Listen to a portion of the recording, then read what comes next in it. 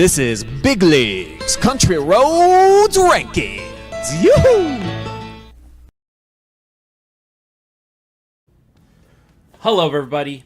Travis Berardi, Big League Berardi, Country Roads Berardi, back here once again for another edition of the Country Roads Rankings. And guess what? We're live and free tonight.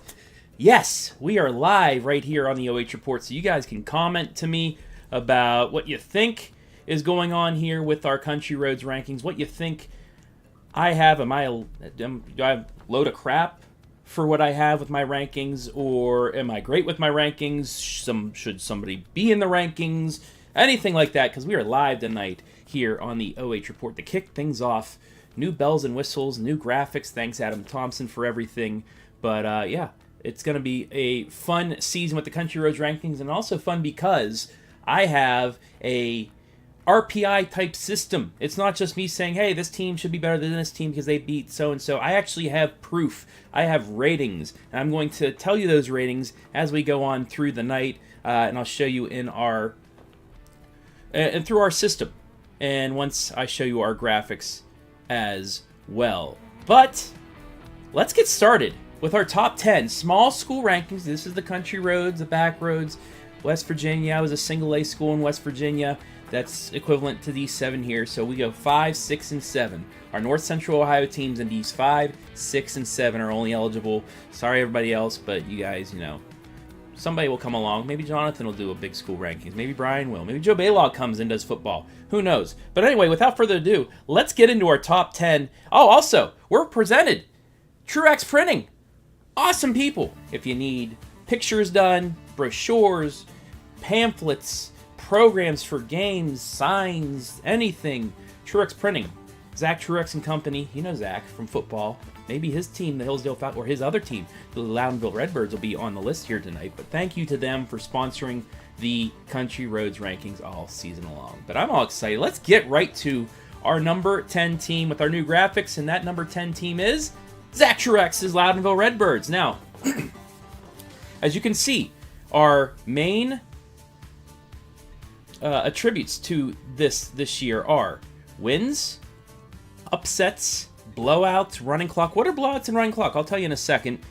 Division bonus, strength of schedule as well. So, you get a win, you get 10 points. Easy as that. You get an upset, thanks to the folks at Fantastic 50, I go by that, if they are favored or not favored. So if it's an upset, you get 5 more points. A blowout, that's 21 points or more that you won by, that's 3. If you finish with a running clock, that's 5 points each. So right there, Loudonville, 20 points for the win, 10 points for a running clock, 6 for a blowout, 5 for an upset. Then you go down to the key stats. Division bonus. If you're a D7 team, you beat a D6 team, you get 2 more points.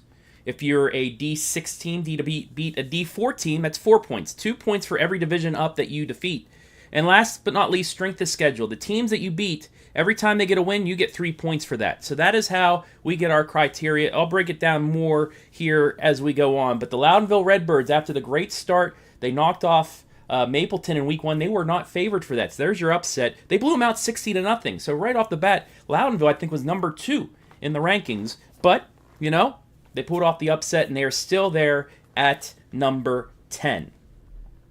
Moving on to our number 9 team, that is the Seneca East Tigers. Man, they are good. If it wasn't for a Northmore Golden Knight victory in overtime, they would have really been higher up in the rankings. But right now, 3 victories, only 1 blowout win, 1 running clock victory. That's why they're down further at number 9. But you'll see here momentarily in what they do. But Seneca East is very, very good. Their defense is very strong.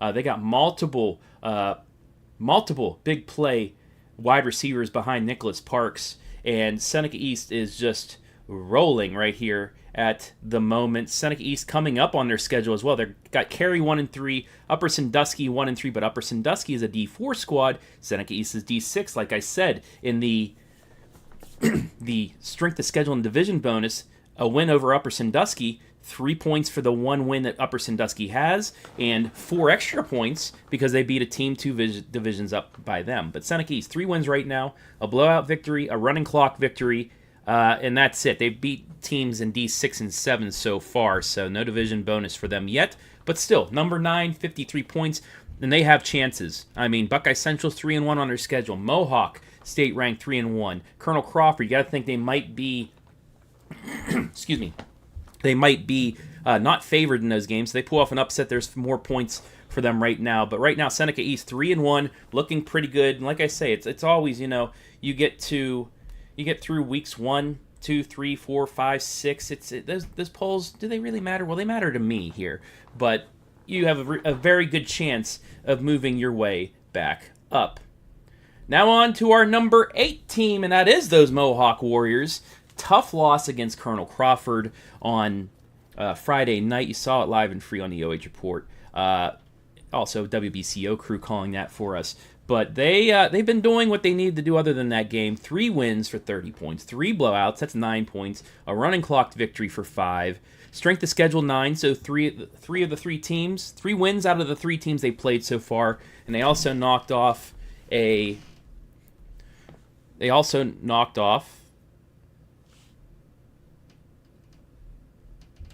team ahead of them. 2 teams ahead of them, Cardington and Ayersville, who are up 1 division, so 2 points each for those. D7 to D6, that's 4 bonus points. They are sitting at 57 here on the ratings.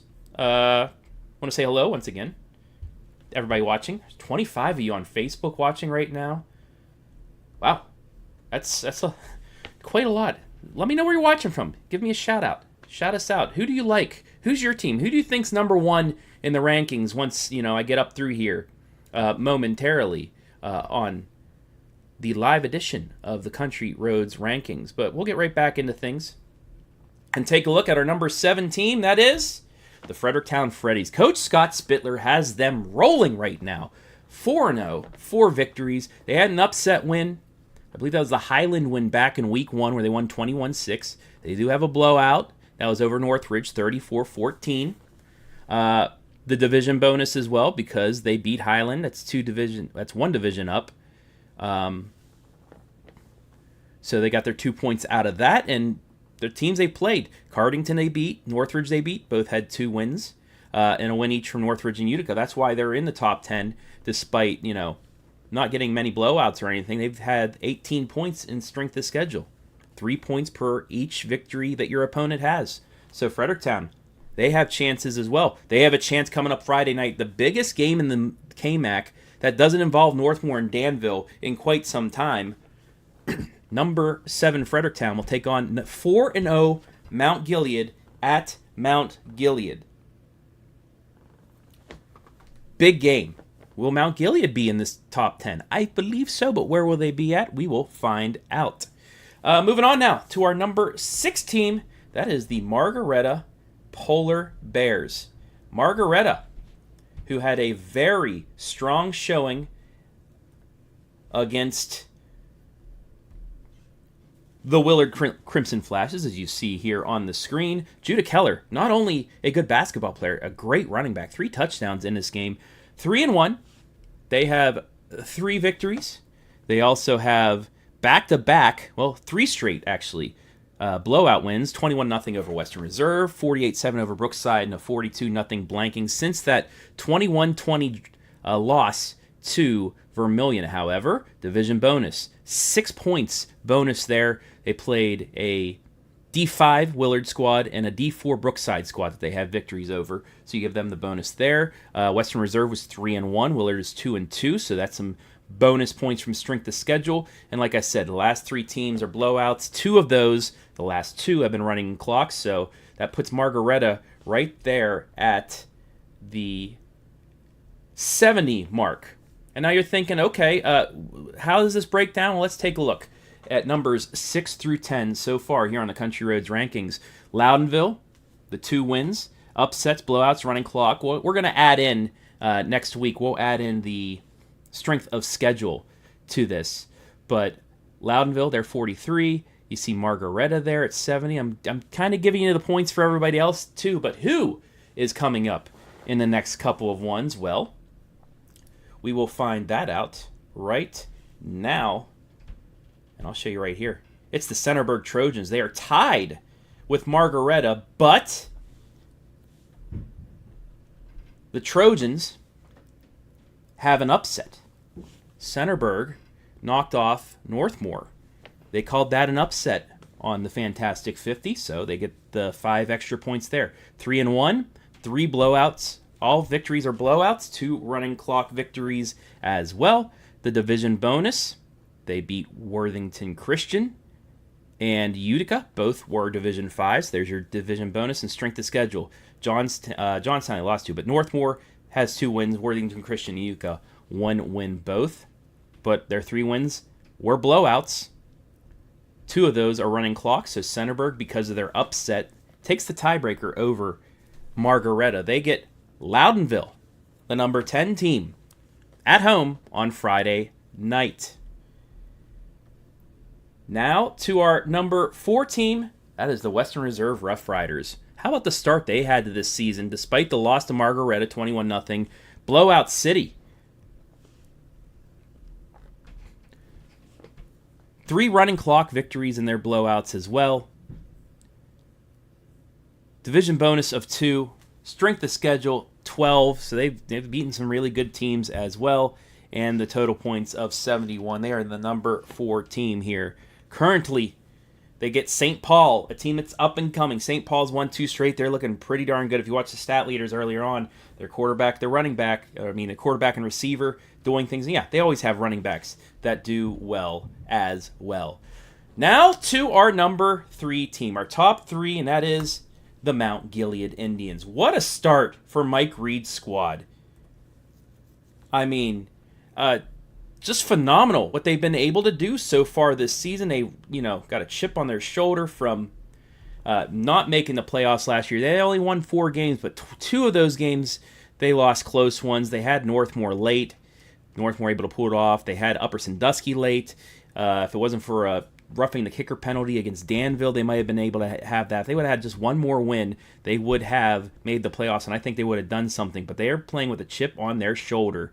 31-6 over Triad. The Upper Sandusky 7-6 game right here. This is a big goal line stop that won the game for them right there. 21-7 over a then 2-0 Grove City Christian squad who won last week. And then the biggest win in Mount Gilead history in recent memory, 26-22 over Danville. What a victory for them. 4 wins, 2 upsets, the Danville game, and I believe the Grove City game. So back-to-back upsets, 1 blowout in there as well, the 31-6 win over Triad, and the strength of schedule looking very good for them. 18 so far with the 3-1 Grove City Christian, 2-2 Danville. But like I said earlier, they get Fredericktown, the Freddies, coming up on the schedule Friday. Huge game. We'll be live and free on the OH Report. Cannot wait to see what Mike Reed does against Scott Spittler, and what Scott Spittler does against Mike Reed. Might be the quickest game in the state of Ohio with the 2 running squads. Cannot wait to see what happens there. Now to our top 2. And you're thinking, well, you probably know who this is. One of these 2. You probably know both teams are right now, as number 2 is Colonel Crawford, the Eagles. Just out of the top spot, but the Eagles at number 2, 4 victories. The one upset, they were not favored against Mohawk because they were on the road. Mohawk favored, they knocked them off with the last-second touchdown. 2 blowouts in there, a running clock victory on opening night against Fairbanks. The other blowout was against East Knox in week number 3. They are 4-0. They are state ranked, and they have high aspirations this year. Could have clinched the Northern 10 championship, but they still have Seneca East coming up. They have the rivalry with Winford as well. But Colonel Crawford right now sitting at the number 2 spot, and you see their D6 contender. They could do good things. Another black and gold squad, maybe win a regional championship. Crawford following Northmore, maybe. We'll see about that, but Colonel Crawford has all the pieces, and as you saw, Parker Weithman, one of the top 3 receivers a little bit ago in my opening of the Stat Leaders segment. But that leaves just one more team. You guys think you know who it is? I know. You probably do know who it is, because it is last year's Division 7 state runners-up. It's the Hillsdale Falcons. Yes, the Falcons, number 1 in my first Country Roads rankings, and I probably would have had them even if I didn't have all these statistics and whatnot, because, well, they're the defending D7 runners-up to Marion Local, and they bring pretty much everybody back. And even though they don't have Hayden McFadden at this moment, the amount of receivers, they don't have any receivers in the top 10 because they have so many with over 150 yards receiving. It is that crazy. And then, look, they even have a kicker. I mean, I got to show the kicker for the brand, right? But Cale Lewis and company, Owen Sloan running the ball. The defense has been stout. Hillsdale gets 2 tough tests, though. Can they stay at number 1? They get Dalton at Dalton on Friday, who's going to be mad because they lost to Smithville, who was undefeated. And then, hey, they get Smithville at home on homecoming, who is right now 4-0. But 4 wins, 4 blowouts, 2 running clocks. The division bonus, they beat 2 teams that are ahead of them. Strength of schedule as well, pretty solid, 18 for 84 points. That is the mark right now as we take a look at our top 10 once again. And let me get back into the Facebook. Has anybody commented? Nobody's commented, but there's a lot of people that liked. What do you think? I mean, this is it a good rankings? Do you guys believe it was done right? It was done wrong? What do you think right now? And let me fix that, actually, because there we go. There are your top 10 teams. Number 9, Loudonville. Number 8, Seneca East. Number 10, Loudonville. Number 9, Seneca East. Number 8, Mohawk. 7, Fredericktown. 6, Margaretta. 5, Centerburg. 4, Western Reserve. 3, Mount Gilead. Number 2, Colonel Crawford. And Luke Honecker. Hello, sir. His Hillsdale Falcons. Number 1 by 6 points at the moment. But, I mean, I think the numbers say right. I want to thank the Fantastic 50 once again for giving me the upset statistics and then everything else. Brian Skoronski, got to shout him out too, because he helped me finalize these statistics and numbers. Adam Thompson showing you the nice bells and whistles as well. And yeah, pretty darn good here for our first edition of the Country Roads Rankings. Once again, I will go over the final 10. Loudonville, Seneca East, Mohawk, Fredericktown, Margaretta, Centerburg, Western Reserve, Mount Gilead, Colonel Crawford, and Hillsdale. If you want to talk right now real quick about who you think the upper school top teams would be, I mean, you got to talk about a 4-0 Hillsdale Ashland squad. Ashland County showing out right now with the teams they have. Loudonville 2-2 had 2 great wins. They're number 10. You got the Shelby Whippets, who are number 1 in Division 4 in the state. You got can't forget Big Walnut. We're covering Big Walnut this year. They're 3-1. Their only loss was to Bishop Watterson, in which they had a better showing than last year, and they made it to the Final Four. Should have made it to the championship game if it wasn't for some last-second heroics from a team from Cincinnati. You have other teams, too.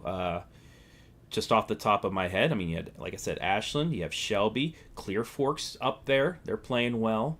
Galleon, what an effort Galleon had on Friday night against Shelby, am I right? I mean, they really stuck it to him, and it's got that Shelby, Ontario feeling from a year ago, but Shelby still has to play Ontario, too. We can see if they get revenge, or not revenge, but they continue the streak after that phenomenal game in the playoffs last year. You want to rewatch a game, rewatch that one. But Galleon could be this year's Ontario to the Shelby Whippets. May see them in the postseason once again. I mean, the Lexington Minutemen, they're playing pretty solid. West Holmes, I think it's Ashland, West Holmes, and Lexington. It'll be fighting for the OCC and some other teams as well. So, yeah, that's it. Your first edition of the Country Roads Rankings by me, Big League, Berardi, K-Mac, not as much K-Mac. I'm still, you K-Mac fans, I was at Northmore last night, and you came up to me, and a couple guys, Buck Workman, actually the baseball coach at North, said, "You're here. I'm surprised you're here right now." I said, "Well, I'm still going to be here. I'm not as much of a K-Mac guy now, because now I'm in OH Report headquarters east in Massillon, Ohio, but I still will be doing it. But it's Jonathan Langdon that'll be doing more KMAC games this season, so we got a split. Randy, go Birds, get a win. They got a big one coming up on Friday at Centerburg. They get a win there. That's Ed Honecker already turning that squad around as we thought he would. So congratulations to them. But I'm gonna get out of here. 9 o'clock, 9:02. Hope you folks have a great evening. Tomorrow I'll be at Hillsdale. Not for football, but I'll be there for volleyball. And then Friday night, week 5. Already the halfway point of the regular season. Can you believe it? I can, actually, because you start football season, next thing you know, we're eating turkey. But for now, I'm going to go eat some dessert now. My beautiful girlfriend has some dessert ready for me up there. But I will see you guys later.